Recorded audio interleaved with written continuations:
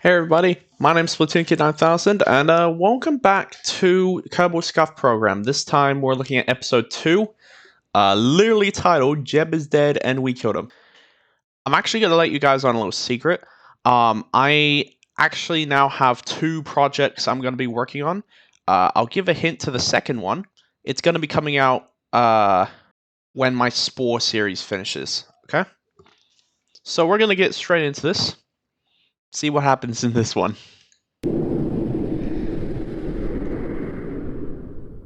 Hello again. Hello. Bill here. Today, we're back in KSP, ready and willing to send our brave Kerbonauts off to almost certain death. Again.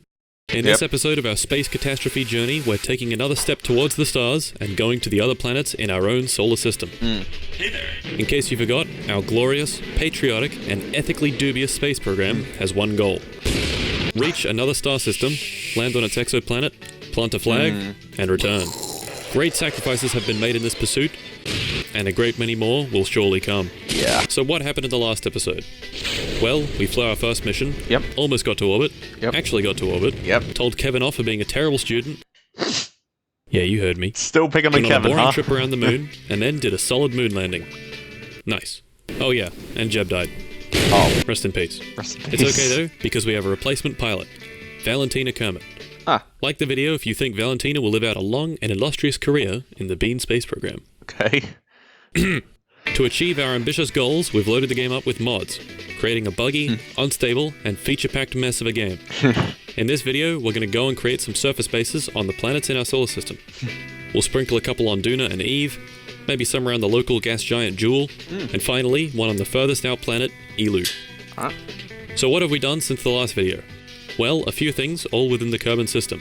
Okay. We sent Valentina to Kerbin's other moon, Minmus. We went to the moon a couple more times. And we also, maybe, could have, possibly, killed all the remaining Kerbals. Oh. That didn't take long. Valentina died in a tragic time acceleration accident while trying to get back into her capsule on the moon. Damn. Bob also died in a tragic time acceleration accident while trying to land on the moon. Oh! My fuck! And Bill died after taking this terrible affront to God for a high-speed test drive. Oh no. Oh. So no more Jeb, Val, Bob, or Bill. They're all gone. Rest in peace. Instead, we have recruited Urk and Elza Kerman. Yeah. They've so far flown a few missions each, and not died in the process.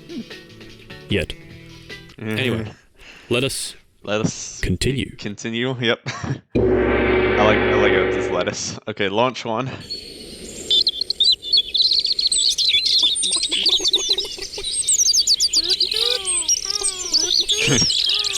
Ah yes, the sweet sound of incredibly loud birds.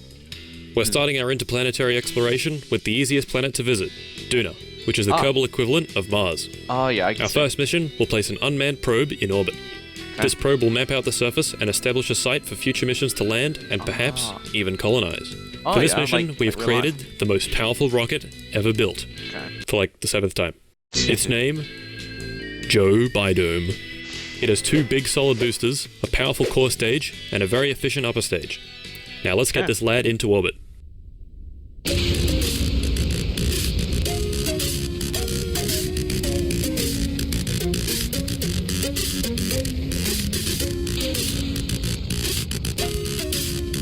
See what happens.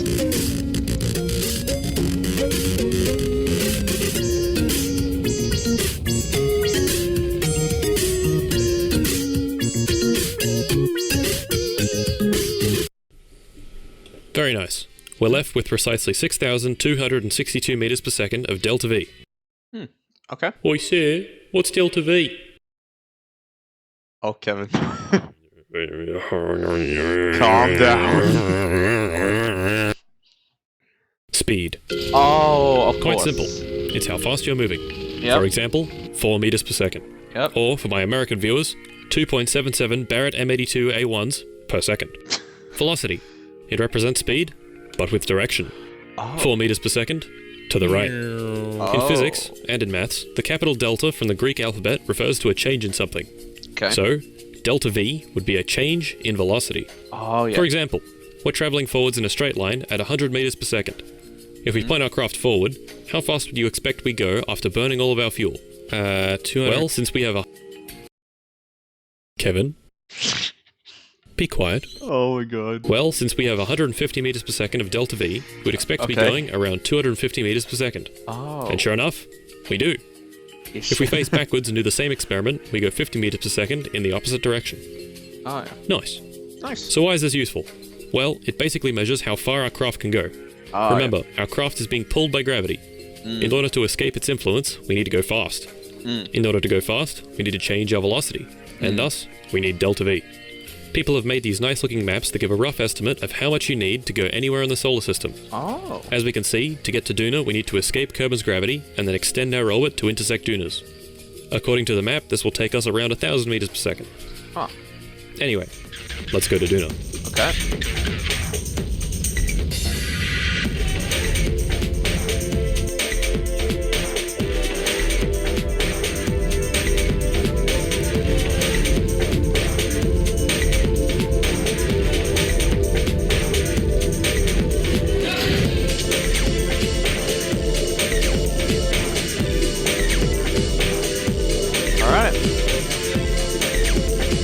Almost there, I'm assuming? Oh no, we're going farther? Okay.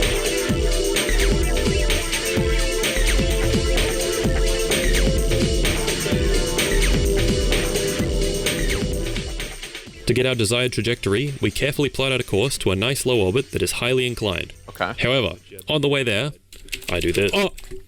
What happened here is my incredibly fat, sausage-like fingers mashed the time accelerate button and shot me straight past Juno.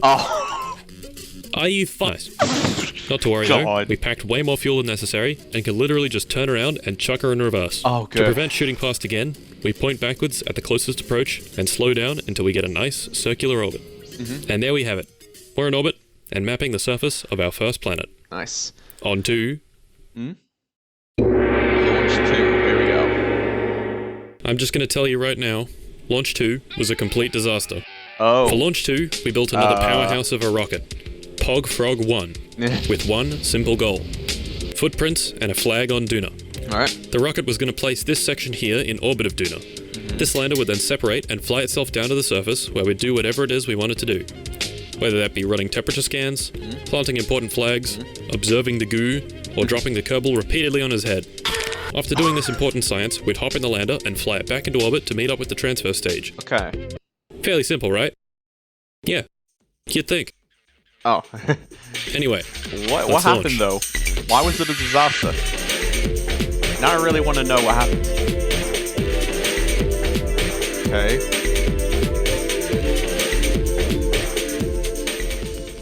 It was here in low Kerbal orbit that I realized my first mistake. Luckily, it was fairly inconsequential. Instead of a scientist, the game had placed an engineer into the rocket, meaning we had to launch a quick ship to swap out the Kerbals. After this, we transferred to Duna. Whoops. Okay. In orbit, we separated the lander, hopped inside, and lowered our orbit into the atmosphere. Okay. Alright. Load the parachutes and we can land on Duna. Here we go. But seriously though, what happened though? Like, what happened? And there we have it. Okay. Urk hopped out and planted our first interplanetary flag. Okay. He named this incredible site Monkey Planet, now claimed, and inscribed the plaque with...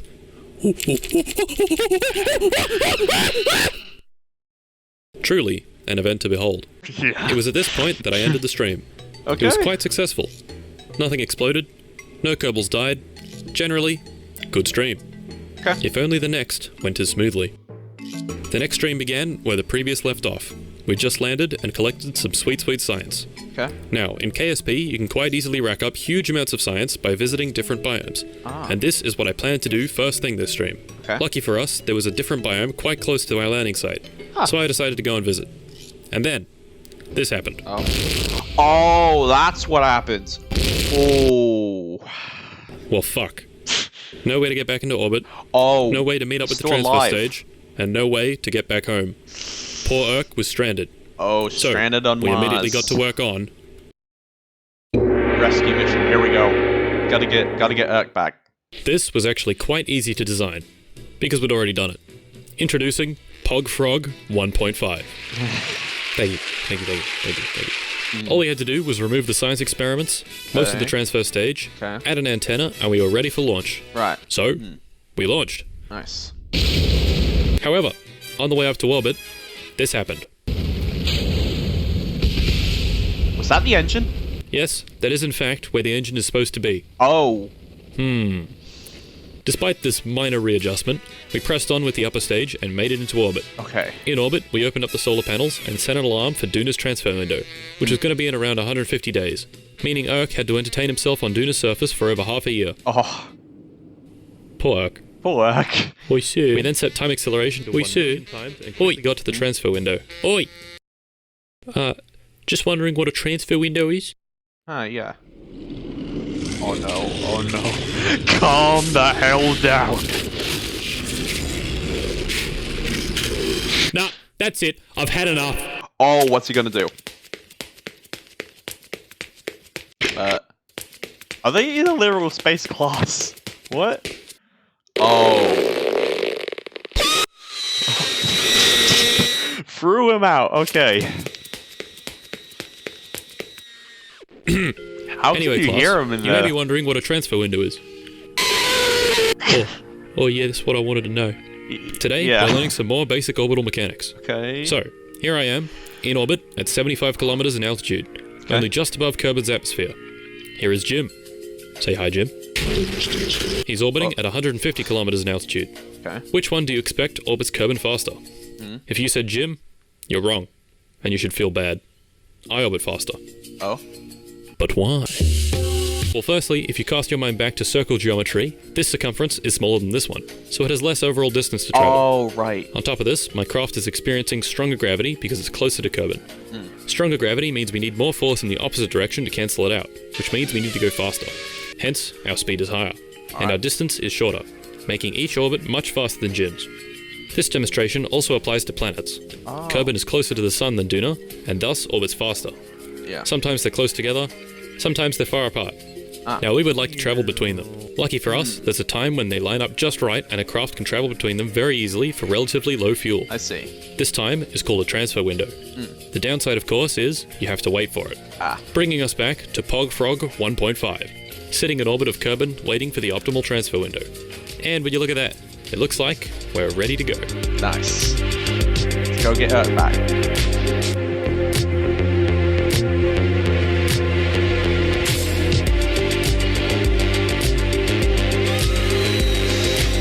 I saw Kevin there. Oh my god. He's still floating in space.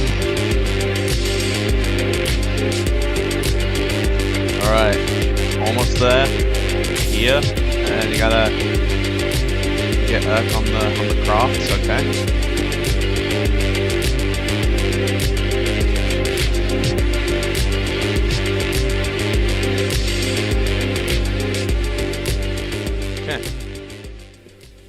Now, we have a slight problem.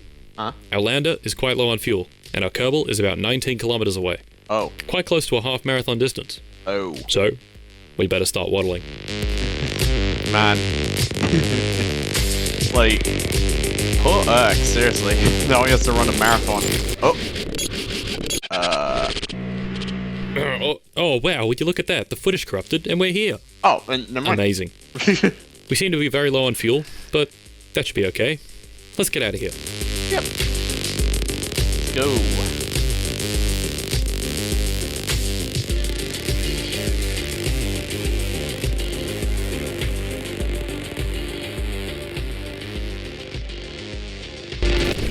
Huh? What the hell is going on? Oh, what the fuck?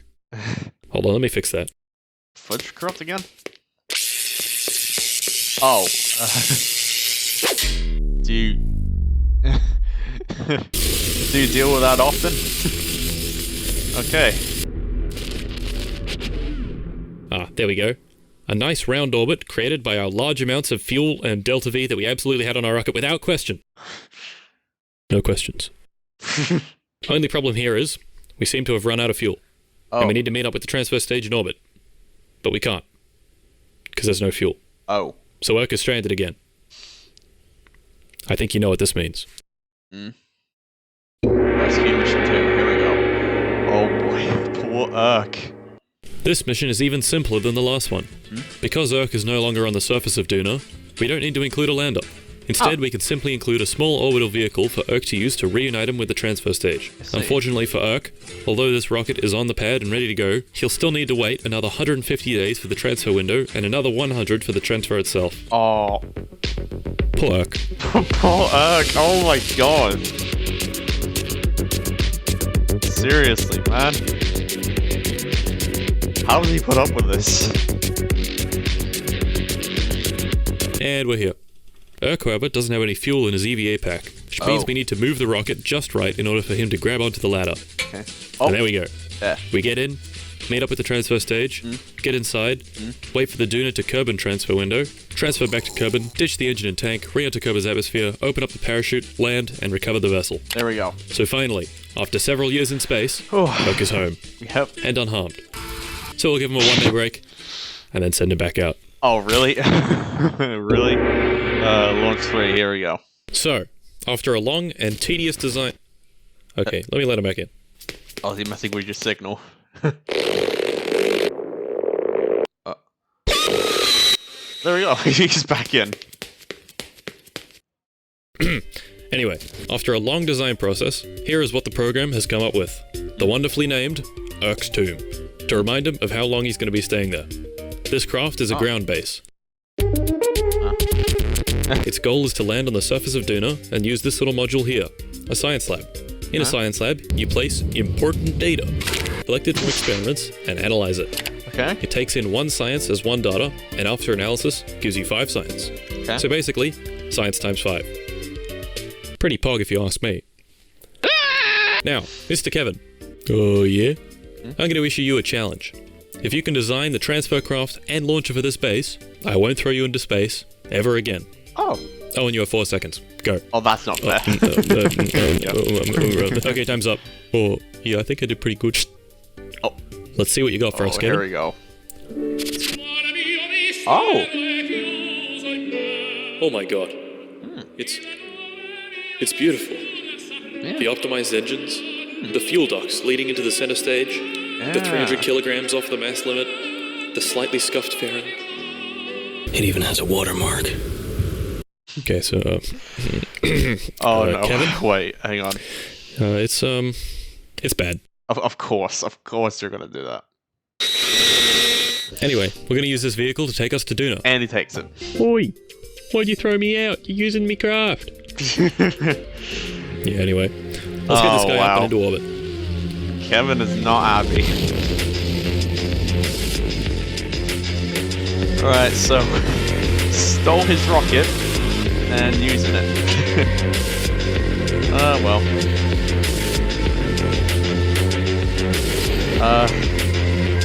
So I'm assuming Urk's just gonna stay on Duna, all right. isn't he? I think you know the drill by now. Yeah. He's gonna send Urk there, and did he say he was just gonna stay there? I think so. I don't know. He said Urk's too, so I assume.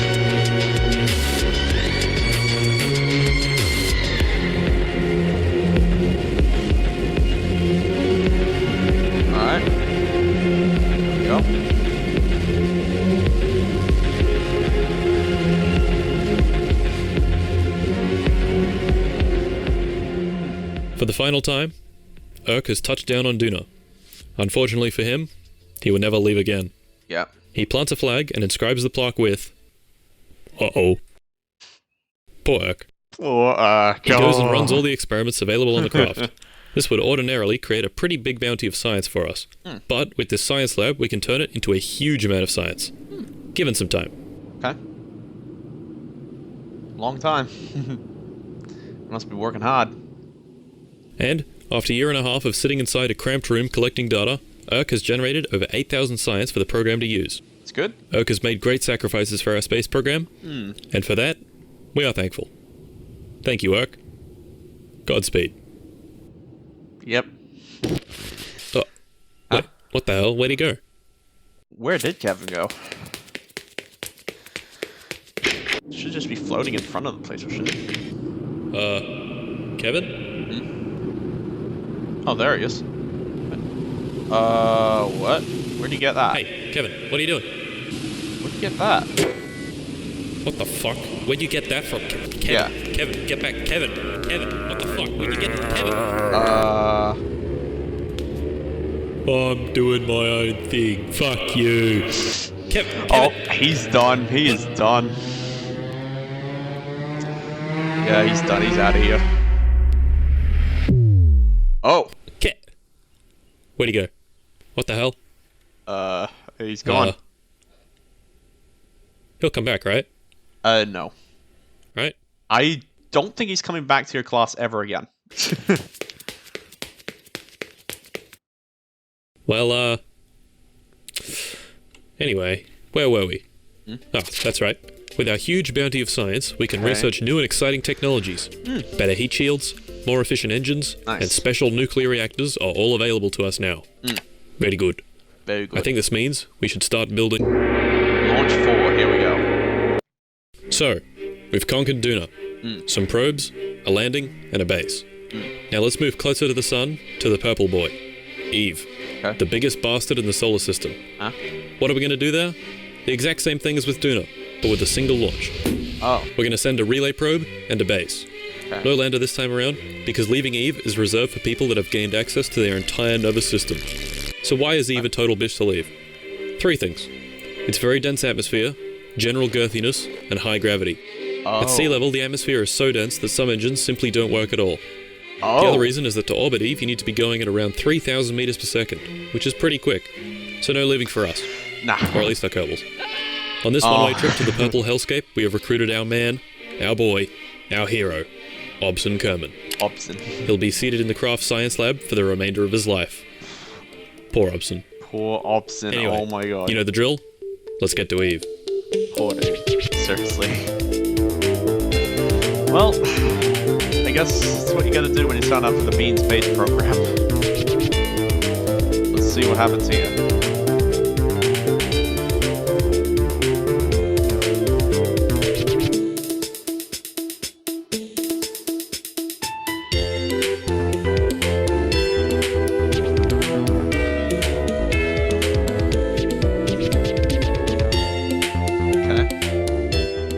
Now that we're in orbit, we lower it into the atmosphere. Time accelerate ahead, burn up and explode. Oh no. Wow. Just kidding, I'm a professional, and this is definitely something I would never do. What actually happened is I put the lowest point of the orbit around 50 kilometers up so the atmosphere could slow us down. Okay. Wow, would you look at that? It's getting hot. Yep. Really, really hot. Yep. Must be all that friction, right? Yep. Yeah, that friction really generates a lot of heat on re-entry, doesn't it, guys? Wait. Yeah, friction! Definitely couldn't be any other mechanism other than friction! What? Huh? Hello? Yeah, who is this? Wait, what about the YouTube comments? Oh, it's not friction? Wait, what? Huh. No, I didn't get it wrong in the last video. You see, there's this guy in my class, and he's called Kevin. Wow. Hello again? So what It's is me, it? Vsauce Derek. I'm here to talk to you about compression. No, not video compression. Air compression. Oh. Air compression is actually what causes the heating on re-entry. Oh. But how? Well, first off, what is air made of? Pretty simple. It's made of molecules. A whole lot of molecules. Now, what is temperature? Also pretty simple. It's how much a given molecule or atom is vibing. More vibes equals more kinetic energy, which equals higher temperature. Fairly simple. So as you can imagine, if you squish a bunch of air molecules together, they're going to bump into each other quite a lot. Bumping into each other equals more vibes, which equals higher temperature. Now, normally moving around in the air doesn't burn you to a crisp because the air molecules can get out of the way. However, say we're traveling at a modest 3 kilometers per second. The air molecules now don't have any time to get out of the way and are compressed into a superheated plasma. Pretty cool. Actually, no, pretty hot. Which is why we have this heat shield. Yep. Anyway, we don't burn up in the atmosphere, deploy the chutes, jettison the heat shield, deploy the legs, and touch down on the surface of Eve. Alright. Oh. Very good. Very good. Obson leaves the confines of the science lab for the last time in his life and plants a flag reading, Obson in the house. Nice. Once he gets Nice. back inside, he begins working through the mountain of data, slowly turning it into sweet, sweet science. Nice. How much science? Well, after 3.5 years, he manages to acquire 25,000 science points. Oh, Well done, Hobson. Good job. good job. Oh my god, Favor Breaker Like the sound last time, effect. we use the science to unlock more parts, and then we go out again. Okay. Launch 5, okay. So, there we go. Eve conquered in one launch. Very good. Next up, the Joule system. Now there's a problem with going to Joule. It's very far away, which means our high-powered 4G antennas can't reach it to communicate with our crafts. Even if we upgrade it to the skin-melting speeds of 5G, the signal will still be lost behind all the planets. The solution? A relay satellite network in orbit of Joule. Like real 5G, our satellites are short range. So how do we solve this problem? More satellites. Behold, the great and powerful Telstra Incorporated 5G tower dispenser. The most powerful rocket ever built. 16 satellites per layer, 2 layers per hex section, 3 hex sections. In total, 96 satellites in a single launch. Wow. Very nice. 5G coverage, here we come. Yep. 5G coverage, here we come indeed.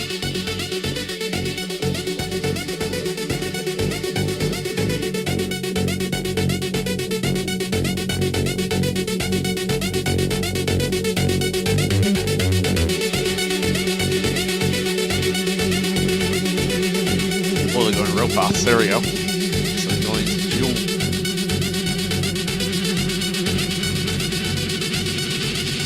To spread the satellites out nice and far, we place the craft into an orbit intersecting Joule's chunkiest moon, Tylo.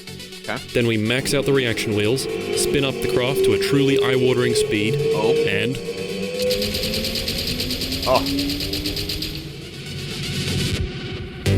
Oh, there we go. Jeez, that's a lot.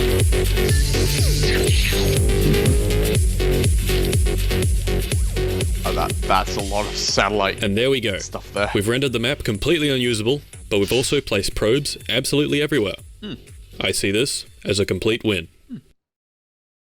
6, here we go. Now I know I said I'd do an ELU base this episode, but I can't be asked.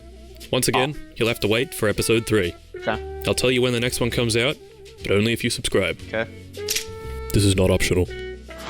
Oh, and also follow my Twitter to gain deep insights into the human experience. Okay. This is also not optional. And while you're at it, like the video. Okay. Come on now. Being real for a minute, I haven't really acknowledged that I have in fact grown a whole lot. Thank you all for 150,000 subscribers. If you have a 1080p monitor, this is what 150,000 pixels looks like. Each pixel in this yellow square is one of you. Pog. Unless you aren't subscribed. Not Pog. Okay. Speaking of not Pog, I've ordered a bunch of new PC bits, but they're all out of stock. Hopefully once they all arrive, the videos can be 60 FPS at 1440p, which will be pretty cool. Anyway, boyos, Merry Christmas. Yep. Happy holidays. Yep. And adios. Adios. Oh. Yeah, this is so fun. And I'm learning a lot about rocket science, honestly. Yeah, this is so fun. Wait, is that... That's Kevin's craft, isn't it? The one he just... Yeah, where'd he get that from?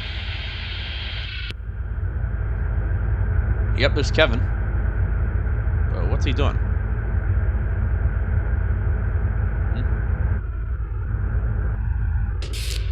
Proxima Centauri. That's where Mon's going.